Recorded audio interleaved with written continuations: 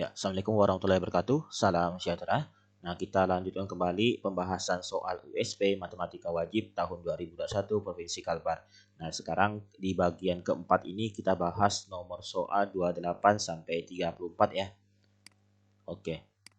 Nah, untuk soal nomor 28 diketahui 5 segi 4 beraturan T, A, B, C, D dengan AB sama dengan 6 cm, TC-nya sama dengan 6 akar 2, jarak titik T ke rusuk BC itu adalah berapa? Nah, ini adalah materi dimensi 3 di kelas 12 ya. Nah, jadi untuk menyelesaikan soal ini kita gambarkan dulu 5 segi 4 beraturan T, A, B, C, D-nya. Oke, jadi gambarnya seperti ini ya. Nah, jadi T-nya itu ada di puncak 5 sini, lalu A, B, C, D. Oke, jadi AB itu adalah 6 cm, lalu TC itu adalah 6 akar 2 cm. Nah, jarak titik T ke rusuk BC. Nah, berarti yang ini ya. Misalkan itu adalah O. Jadi OT ini harus tegak lurus dengan BC. Nah, itu konsep jarak titik ke garis ya. Maka untuk menentukan jarak titik T ke garis BC itu sama dengan OT. Jadi OT itu sama dengan jarak antara titik T ke garis BC. Nah, OT itu kalian bisa cari dengan memperhatikan segitiga OCT. Nah, segitiga OCT itu kan adalah segitiga siku gitu ya. Jadi OT itu sama dengan OT kuadrat sama dengan CT kuadrat dikurangi OC kuadrat. Nah, berarti CT-nya sama dengan 6 akar 2 kuadrat. OC itu adalah setengah dari BC. BC itu sama dengan 6 cm, sama dengan AB ya. Berarti setengah dari 6 itu adalah 3. Jadi 3 kuadrat. Sama dengan 6 akar 2 kuadrat itu adalah 6 dikali 6, 36. Jadi akar 2 dikuadratkan adalah 2, jadi 36 dikali 2, 72 dikurangi 3 kuadrat itu adalah 9. Jadi 72 dikurang 9 adalah 63. Jadi OT sama dengan akar dari 63 itu adalah 3 akar 7. Ya, 63 kan 9 kali 7 kan. Jadi 3 akar 7 seperti itu. Oke, jadi jawabannya adalah yang C. Oke, kita lanjut ke soal nomor 29.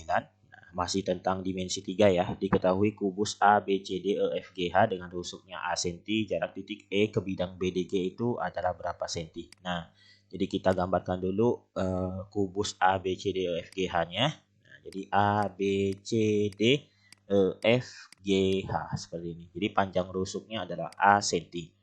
Nah, bidang BDG berarti bidangnya seperti ini. Nah, jadi titik E ke bidang BDG. Oke, misalkan itu jaraknya adalah O ya.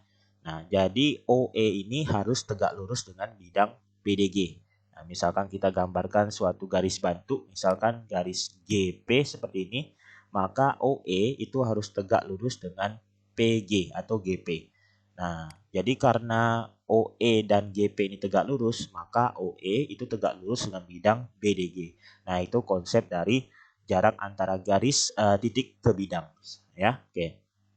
Nah, jadi kalau menentukan jarak atau panjang OE ini, maka kita bisa menggunakan Pitagoras ya. Pitagoras dari segitiga OEG atau OEP silakan ya. Atau kita bisa gunakan cara yang lebih singkat seperti ini misalkan. Jadi EO ini atau OE ini saya perpanjang sampai ke EC ya. Oke, jadi garis EC seperti ini. Lalu kita buat garis bantu lagi AC dan EG seperti ini. Maka kita bisa lihat persegi panjang ACGE ya kan. Nah, persegi panjang ACGE. Nah, titik P ini berarti titik pertengahan antara AC. Nah, di sini kita hubungkan garisnya GP di sini. Oke. Nah, maka jarak antara titik E ke bidang BDG itu kita bisa perpanjang sampai ke EC seperti ini. Nah, misalkan kita buat lagi garis bantu dari titik A ke pertengahan dari EG ini ya. Nah, seperti ini. Oke. Maka kita bisa lihat di sini garis EC itu terdiri atas 3 bagian yang sama ya kan. Misalnya di sini 1, 2, 3. Jadi jaraknya ini sama. Nah, sehingga panjang OE atau EO itu sama dengan 2/3 dari EC ya kan. Nah, jadi EO itu sama dengan 2/3 dari EC. Nah, EC itu adalah diagonal ruang kubus. Diagonal ruang kubus itu sama dengan A akar 3. Maksudnya rusuk kubusnya berapa?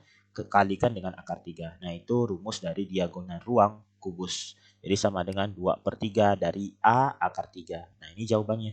Jadi jawabannya adalah B gitu. Oke. Nah, sekarang kita lanjut ke soal nomor 30.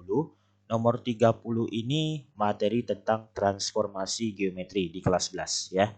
Jadi segitiga ABC dengan koordinat A min 3,2, B 4,1 dan C 5,7. Segitiga tersebut direfleksikan terhadap garis X sama dengan 2, koordinat bayangan segitiga ABC itu seperti apa. Nah, jadi untuk penyelesaian soal ini kita harus tahu dulu pencerminan atau refleksi terhadap suatu garis. Nah, misalkan jadi kita punya titik P, X, Y direfleksikan terhadap garis X sama dengan K, maka nanti X absen, Y absen itu rumusnya seperti ini. 2K dikurangi X, Y. Jadi 2 dikali rumus persamaan garisnya dikurangi dengan X dari titik P ini. Dan kita sisipkan juga titik Y-nya di sini. Oke, maka kita cari satu-satu bayangan titik A, bayangan titik B, dan bayangan titik C. Oke. Nah, untuk bayangan titik A, A, min 3, A itu min 3,2.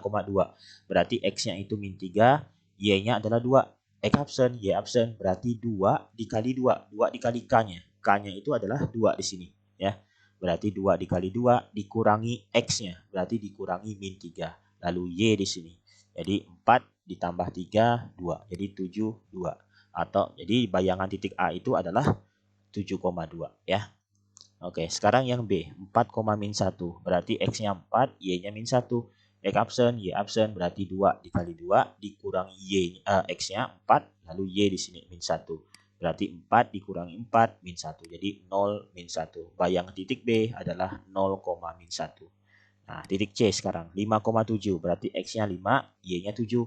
X absen, Y absen, berarti 2 dikali 2 dikurangi X-nya 5, lalu Y-nya 7. Jadi 4 dikurangi 5, 7, jadi min 1, 7. Jadi bayangan titik C itu adalah min 1,7. Jadi jawabannya adalah, nah, yang E. Oke. Nah, sekarang kita lanjut ke soal nomor 31. Masih tentang transformasi geometri ya. Jadi persamaan bayangan kurva Y sama dengan 3X kuadrat ditambah 2X tambah 1 oleh pencerminan terhadap sumbu X. Dilanjutkan dengan dilatasi dengan pusat 0,0 dan faktor skala 2. Nah, oke. Jadi untuk menyelesaikan soal ini kita harus tahu dulu ya pencerminan terhadap sumbu X itu seperti apa, lalu dilatasi dengan pusat 0,0 dan faktor skala K itu seperti apa. Oke. Untuk pencerminan terhadap sumbu X, maka X absen, Y absen sama dengan matriksnya adalah 1, 0, 0, min 1, XY. Seperti ini. Kalau dilatasi dengan pusat 0,0 dan faktor skala K, matriksnya adalah K0, 0K, XY. Seperti ini. Oke. Nah, maka untuk matriks hasil pencerminan terhadap sumbu X dilanjutkan dengan dilatasi, maka seperti ini.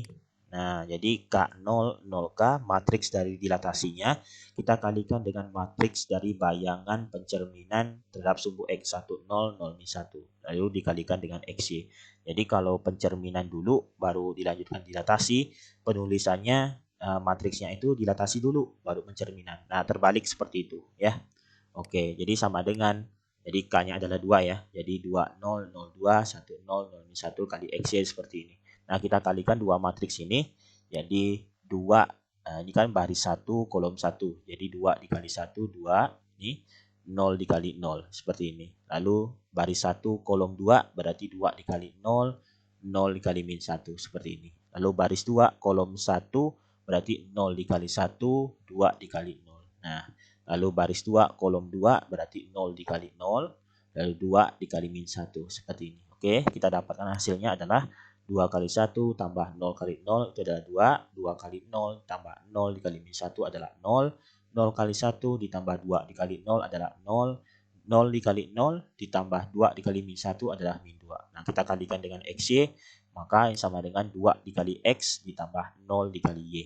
Lalu 0 dikali X ditambah min 2 dikali Y. Nah, maka kita dapatkan hasilnya adalah 2X min 2Y. Gitu ya. Oke, nah dari kesamaan matriks ini kita bisa peroleh X absen sama dengan 2X, berarti X-nya, ini terbalik ya, berarti X-nya adalah X absen bagi 2, nah gitu. Nah, Y absen sama dengan min 2Y, berarti Y sama dengan min Y absen bagi 2. Nah, sudah dapat X dan Y seperti ini, kita masukkan ke persamaan bayangan kurva ini. 3X, Y sama dengan 3X kuadrat tambah 2X tambah 1, oke. Nah, kita substitusikan, berarti Y-nya adalah min Y absen per 2, X-nya adalah X absen per 2. Karena ini kuadrat, berarti 3X absen per 2 kuadrat ditambah 2X 2 dikali X absen per 2. Nah, ditambah 1. Oke, kita kuadratkan sama dengan X absen per 2 kuadrat itu adalah X absen kuadrat per 4. Nah, ditambah X absen tambah 1 ya.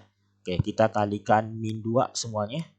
Nah, jadi ini sama dengan Y absen, lalu min 3 per 2 ya. Jadi 2 sama 4 kita bagi jadi 2 di sini. Jadi min 3 per 2 X absen kuadrat. Lalu X absen dikali min 2 jadi min 2 X absen. 1 dikali min 2, min 2. Nah, jadi persamaan bayangan kurvanya itu adalah Y sama dengan min 3 per 2 X kuadrat min 2X min 2. Itu ya. Jadi jawabannya adalah yang A. Oke. Nah, kita lanjut ke soal nomor 32. Histogram berikut menyajikan data berat badan siswa kelas 12 IPA 1. Nah, ini histogramnya seperti ini. Rata-rata berat badan siswa di kelas tersebut itu berapa? Nah, jadi sebenarnya kalian bisa menentukan langsung rata-rata berat badan ini. Nah, tapi saya jelaskan dulu langkah-langkahnya seperti berikut ya. Jadi, karena ini histogram, jadi histogram itu penulisannya ada yang dituliskan batas intervalnya, batas bawah, batas atas, ada yang menuliskan tepi bawah sama tepi atas, ada yang menuliskannya seperti ini, menggunakan titik tengah dari kelas intervalnya. Nah, jadi kita bisa cari dulu misalkan tepi bawah sama tepi atas dari masing-masing kelas interval ini ya. Misalkan seperti ini, 42 sama 47. Berarti ini kita dapatkan tepi atas dari kelas pertama atau tepi bawah dari kelas kedua di sini. Nah, itu caranya bagi 2 aja ya. Jadi 42 tambah 47 bagi 2. Jadi 44,5. Nah, misalkan lagi 47 sama 52. Berarti tengah-tengah di sini adalah 47 tambah 52 bagi 2, yaitu 49,5. Nah, kalau kalian perhatikan di sini 42, 47, 52, 57, 62 itu bedanya 5 kan? Nah, berarti setelah 49,5 itu adalah 54,5. Nah, setelah 54,5 itu adalah 59,5. Nah, berarti ini 64,5. Nah, berarti yang pertama ini tepi bawahnya itu adalah 39,5 ya. Oke. Jadi dari histogram ini kita bisa buat tabelnya jadi seperti ini. Oke. Jadi berat badan 40 sampai 44. Jadi kelas pertama ini intervalnya itu adalah 40 sampai 44. Ya, kenapa kayak gitu? Nah, ini kan tepi bawahnya 39,5. Berarti batas bawahnya tambahkan 0,5. Jadi 39,5 tambah 0,5 jadi 40. Itu. Lalu ini tepi atas dari kelas pertama yaitu 44,5. Nah, dikurangi 0,5 jadi 44 gitu. Jadi 40 sampai 44, 45 sampai 49, 50 sampai 54 dan seterusnya. Nah, frekuensinya 3, 5, 7, 9, 6 seperti ini. Oke. Nah, untuk mencari rata-ratanya kita perlu titik tengahnya yaitu XI. Nah, kita sudah tahu di sini 42, 47, 52, 57, 62. Oke. Nah, lalu kita kalikan nih F dengan XI-nya, frekuensi dengan titik tengahnya, yaitu adalah 3 dikali 42, 126, 5 dikali 47 adalah 235, dan seterusnya. Lalu kita jumlahkan FI dikali XI-nya, yaitu 1610. Kita jumlahkan juga frekuensinya, maka kita dapatkan rata-rata berat badan siswa di kelas 12 IPA 1 itu adalah X bar sama dengan sigma FI dikali XI dibagi sigma FI atau 1610 dibagi 30. Jadi 53,67. Jadi sebenarnya tadi kalian bisa langsung. Jadi 42 dikali 3, 47 kali 5, 52 kali 7, 57 kali 9 dan seterusnya. Gitu ya. Nah, tapi ini saya jelaskan dulu seperti ini supaya nanti untuk soal variasi soal yang lainnya, nah kalian bisa gitu. Oke, jadi jawabannya D ya. Nah, kita lanjut ke soal nomor 33. Nah, ini masih tentang statistika di kelas 12. Tabel distribusi frekuensi berikut menyajikan data hasil tes untuk masuk suatu sekolah kedinasan. Nah, datanya seperti ini. Modus dari data pada tabel di atas itu seperti apa? Nah, kalau modus data kelompok, kalian perhatikan dulu frekuensi yang terbesar, yaitu 13 pada kelas 86 sampai 90. Nah, jadi kelas modusnya itu terdapat pada kelas 86 sampai 90. Sehingga kita peroleh itu TB tepi bawahnya adalah 86 ya, ini batas bawah dikurangi ketelitian datanya 0,5. Jadi 85,5. Lalu D1 itu adalah selisih frekuensi kelas modus dengan kelas sebelumnya. Jadi 13 dikurangi 10 gitu ya. Jadi 3. D2 selisih frekuensi kelas modus dengan kelas setelahnya. Jadi 13 dikurangi 8 sama dengan 5. Nah, P itu sama dengan panjang kelas. Jadi caranya bisa kayak gini. Jadi batas atas dikurangi batas bawah tambah 1. Jadi 90 dikurangi 86 tambah 1. Jadi ini 4 tambah 1 jadi 5 gitu ya. Nah, sehingga modus itu rumusnya seperti ini. DB ditambah D1 per D1 tambah D2 dikali P. Jadi sama dengan 85,5 ditambah 3 per 3 tambah 5 dikali 5. Jadi sama dengan ini 3 per 8 kali 5 itu adalah 1,875. Kita tambahkan, kita dapatnya 87,375. Nah, jadi jawabannya adalah A ya. Oke, kita lanjut ke soal nomor 34. Nah, diketahui data tinggi badan calon peserta pendidikan dan latihan diklat yang diadakan oleh Badan SAR Nasional Basarnas disajikan dalam tabel berikut. Nah, datanya seperti ini, tinggi badan dan frekuensinya. Jadi nilai kuartil bawah dari data di atas itu seperti apa? Oke. Untuk menentukan kuartil bawah dari data kelompok seperti ini, kalian harus tahu dulu letak kuartil bawahnya di mana. Nah, untuk menentukan letak kuartil bawah, kita bisa menggunakan 1/4N ya. Karena kuartil bawah itu 1/4. Kalau kuartil kedua atau median itu 2/4N atau setengah N. Kalau kuartil ketiga atau kuartil atas itu 3/4N ya.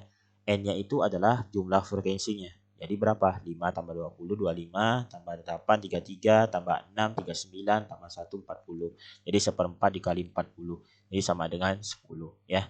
Oke, jadi letaknya itu pada frekuensi ke-10. Nah, ini kan 5. Belum kan? Nah, ini baru 20 di sini. Berarti kelasnya itu terletak pada 160 sampai 164 ya. Jadi kita dapatkan TB-nya itu batas bawah dikurangi ketelitian data 160 dikurangi 0,5 159,5.